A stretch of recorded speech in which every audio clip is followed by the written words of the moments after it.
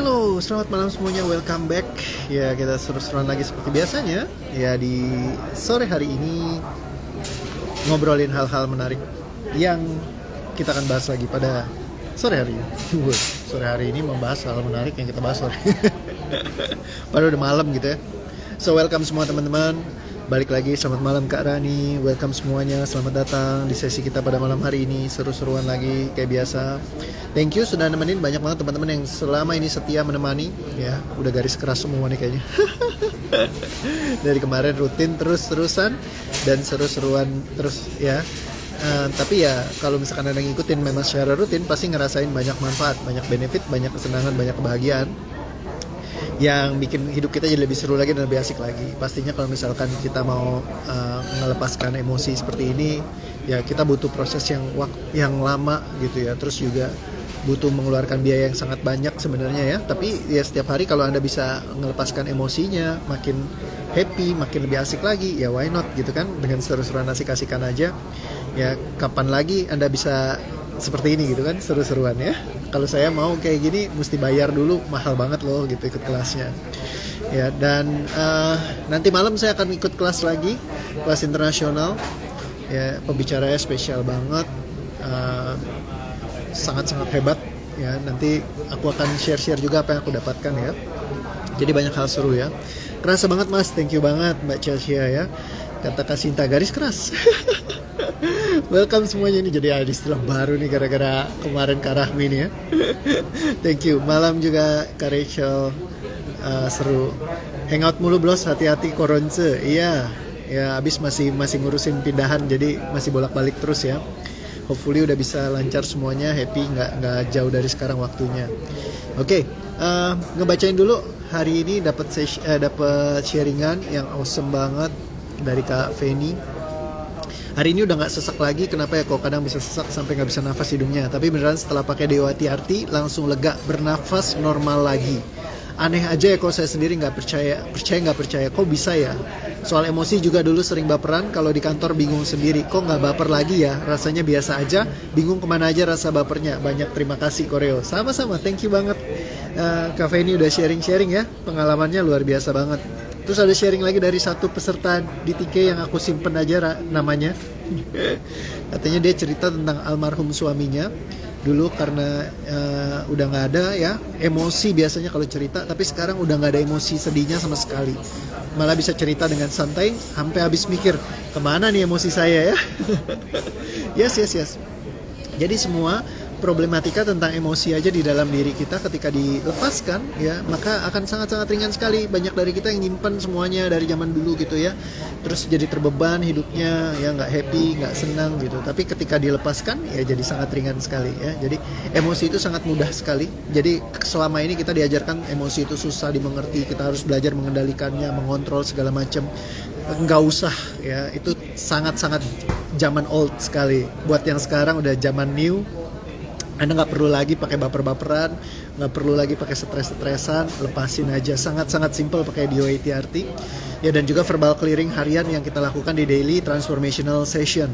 Ya, di kelas DTS ini ya, setiap hari jam 7, 15-20 menit, tapi really transformation. Jadi benar-benar yang real gitu ya, pakai verbal clearingnya beres. Apalagi di DOATRT-in benar-benar kayak di TK kemarin, benar-benar langsung beresin tuh, dikuras bawah sadarnya, problematikanya tuh dilepaskan, ringan banget. Dan banyak orang yang nyangkain, loh kok gampang banget sih, biasanya kayak masa begini doang pak. Iya, tapi emang begitu doang.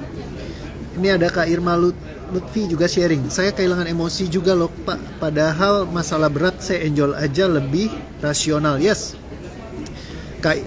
kemarin gampang sedih, nangis, sekarang sudah aman. Bener banget, kalau kita melepaskan emosinya jadi ringan sekali, jadi santai gitu ya.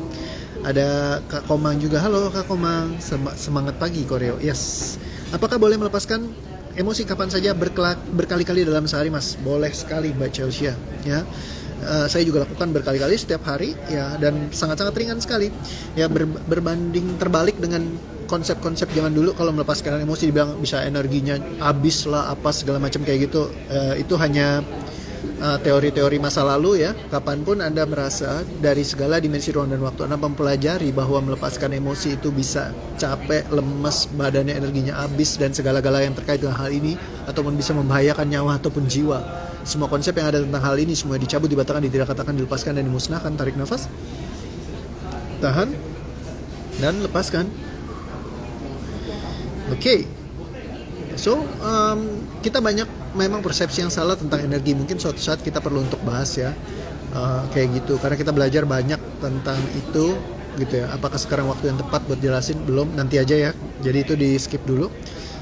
Ya, kalau kata Koreo dulu, simple, mudah, seketika. Iya bener banget, langsung instan, hilang semua emosinya. Terus dicariin udah gak ada lagi. Loh, kok saya udah gak ngerasa gitu lagi ya? Kalau dulu saya emosinya luar biasa, gak enak banget gitu. Akhirnya dilepaskan, pung, selesai, hilang semua total, gak ada rasanya lagi. Kata Kaputu Prida, terlalu mudah, tinggal tarik nafas, plong. How come? Ya, emang semudah itu. Kameli cerita, alhamdulillah tiap hari ikut live bersama Koreo, sekarang no baper, no emosional. Makasih kok. Yes, keren banget ya.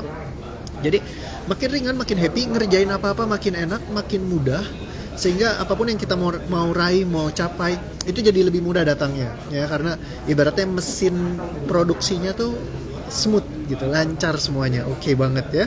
Sip, mantap. So, materi hari ini adalah saya mau cerita tentang kisah pengalaman saya, yaitu tentang sate. Wih, kebetulan pas makannya sate, jadi saya mau cerita tentang sate. Ya. Nah, ada hal yang unik teman-teman. Pas lagi saya punya masalah tentang investasi. Dari dulu saya paling gak berani investasi, saya selalu takut sama investasi. Kalau bicara tentang mau kayak kemarin nih, lagi ada saham, lagi pada bagus gitu ya. Semua orang lagi, market lagi bullish. Oke, naik semuanya, gini. Ayo tanam taruh segala macam gitu ya. Beli ini, beli itu ya. BRIS lagi bagus, apa segala macam gitu. Nah kalau dulu teman-teman, waduh, saya tuh paling takut buat yang namanya investasi. Ya, sebelum investasi mungkin saya mau cerita hal yang lain yang lebih menarik ya, yaitu tentang sate. Nah bicara tentang sate, waktu dulu itu saya inget banget almarhum oma saya, oma dari mama, ya namanya Oma Bon. Nah Tan Bonio dipanggilnya Oma Bon. Nah Oma Bon ini datang ke rumah saya. Oma Kun dulu ya, Oma Kun Tan Kon Hun ya. Namanya ini ya. Nah, Oma Kun ini datang ke rumah saya, oma dari papa. Ya, ini yang unik. Waktu itu terus sama si oma ini ada tukang sate langganan saya lewat, namanya Mas Hosni. Mas Hosni itu udah favorit banget dari zaman kita dulu. Itu tukang sate paling favorit. Dan kalau bicara sate, saya paling suka yang namanya sate kulit. Ya, jadi waktu itu saya bilang, Oma beli sate dong, boleh gak gitu ya, kan namanya masih kecil ya, terus senang makan sate gitu. Terus katanya ya udah boleh, beli deh gitu ya. Saya masih inget banget waktu itu ya, sate itu satu tusuk 100 rupiah ya, masih 100 rupiah, bayangin ya, murah banget ya. Terus udah gitu saya beli satenya 4.000 rupiah, jadi 40 tusuk sate ya.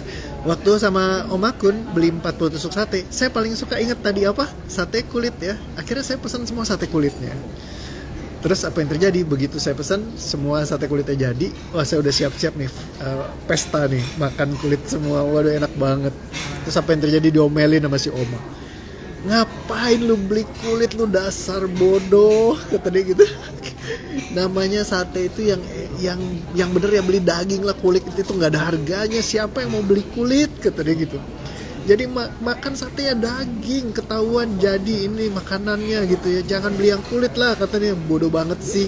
Akhirnya saya yang kecil itu yang nggak ngerti, karena saya cuma taunya ya sate itu ya sate yang enak buat saya gitu ya, sate kulit gitu, favorit saya nih, sampai sekarangnya saya masih ada kulitnya gitu. Tapi sama dia enggak, itu kan enggak sehat, kulit itu enggak sehat, kulit itu ya enggak ada, ya cuma kulit doang, enggak ada dagingnya kayak gitu. Jadi saya diomelin, saya kaget gitu. Hah? Oh ternyata kalau beli sate itu jangan beli sate kulit ya Oma. Oke. Iya gitu ya. Pokoknya udah jangan beli lagi yang namanya sate kulit ya udah. Aku nggak beli lagi sate kulit ya.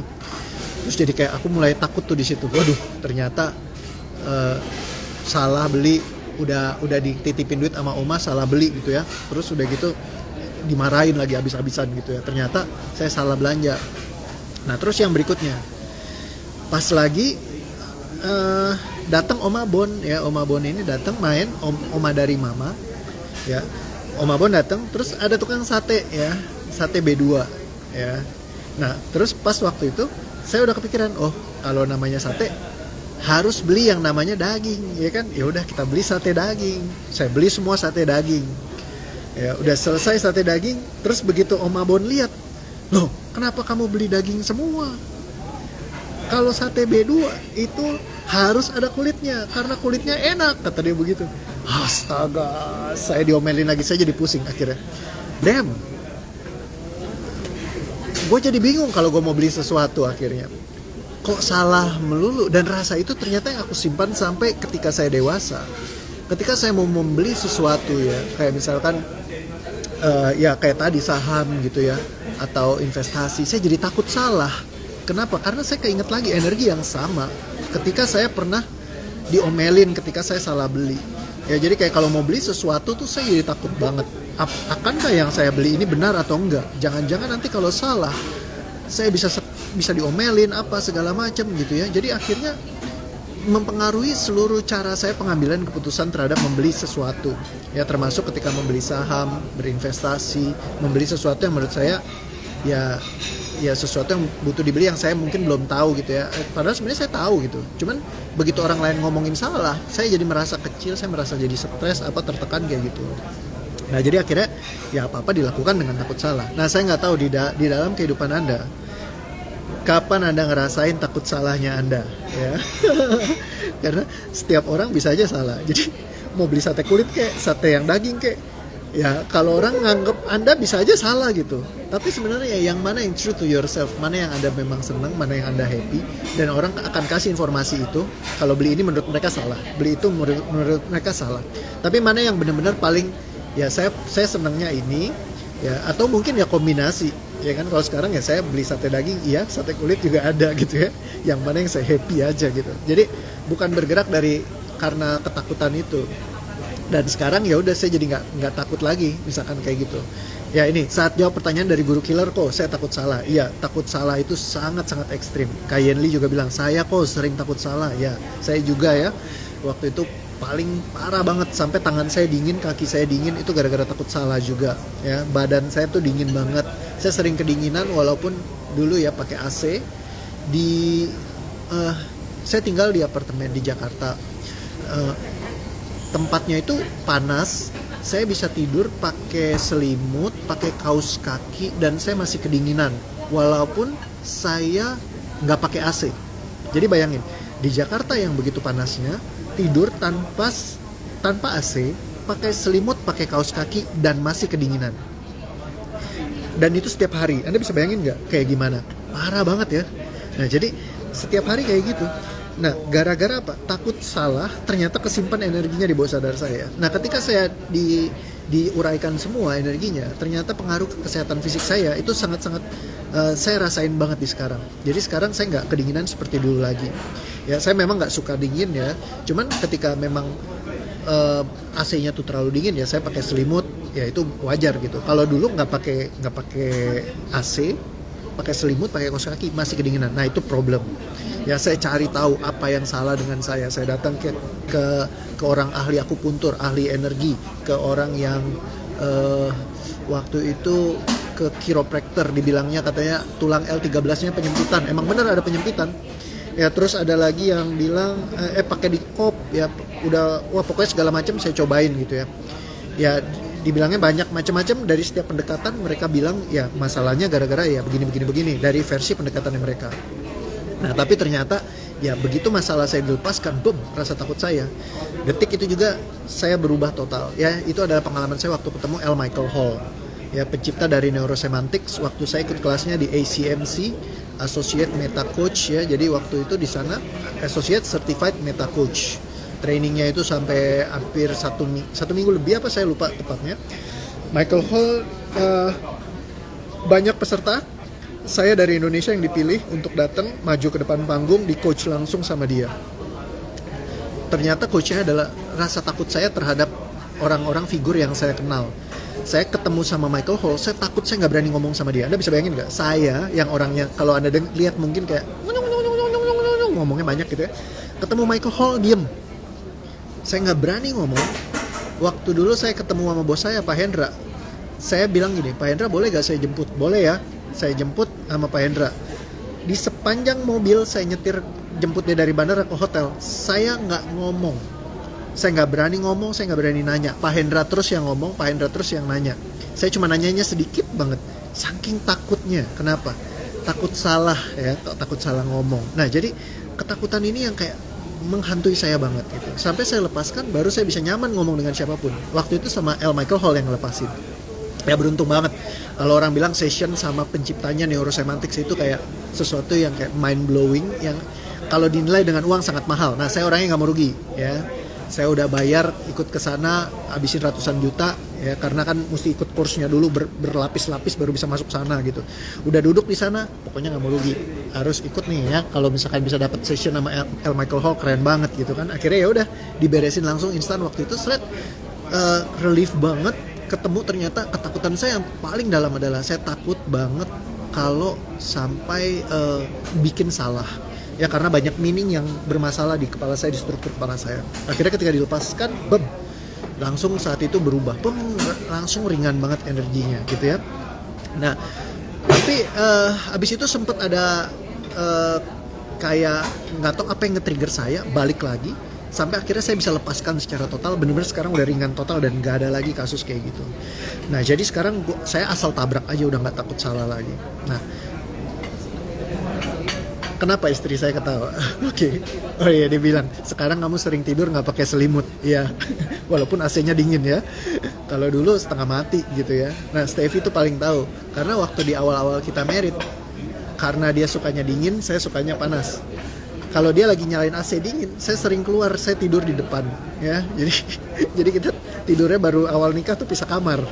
Ya kalau sekarang udah bisa barengan, ya terus juga nyala AC dingin dan saya tidurnya bisa buka selimut gitu ya. Nah jadi that's unique experience for me, bahwa ternyata ketakutan salahnya saya bisa mempengaruhi ke seluruh tubuh fisik saya. Ingat yang kemarin saya ceritain pengalamannya Mas Santosa Amin yang tangannya dingin ya, berkeringat, kakinya juga langsung basah ya, karena ketika emosinya men-trigger, semua di seluruh tubuh fisik ikutan bereaksi. Nah, setiap kita punya reaksi yang berbeda-beda, nggak semua orang sama. Ingat, pengalaman kita beda-beda selalu, ya kejadiannya selalu lain-lain ya. Dulu saya sering disalahin jadi kesel sendiri, sekarang kalau ngelakuin kesalahan saya jadi nyalain orang itu. Apa karena mendam ke kesalahan yang dulu? Betul sekali. Kalau kita nyalain mereka terus, kita jadi nggak bisa bertanggung jawab atas diri kita, atas kehidupan kita. Ya bagaimana kalau kita ambil balik bahwa bukan karena mereka kita jadi mengalami hal ini gitu ya. Nah, coba ambil energi di mana Anda pernah disalahkan dalam hidup Anda, kapanpun itu, dari segala dimensi ruang dan waktu di mana Anda pernah disalahkan dan Anda dihukum karenanya, sehingga Anda merasa salah banget dan rasanya itu sangat-sangat tidak enak. Perhatikan semua energi yang ada terkait dengan hal ini. Sadari, terima semua energinya, diambil setiap pesannya dan semuanya dilepaskan dari dalam diri Anda. Tarik nafas, tahan, dan lepaskan. Oke, dan kapanpun ada kesalahan orang lain yang Anda gunakan menjadi sebuah alasan yang paling sempurna untuk Anda tidak berkarya, tidak menciptakan hal besar dalam hidup Anda, hanya karena dia pernah melakukan kesalahan terhadap Anda. Kapanpun ada orang lain yang pernah melakukan kesalahan kepada Anda dan Anda selalu mengacu kepada dia, gara-gara dia nih saya begini.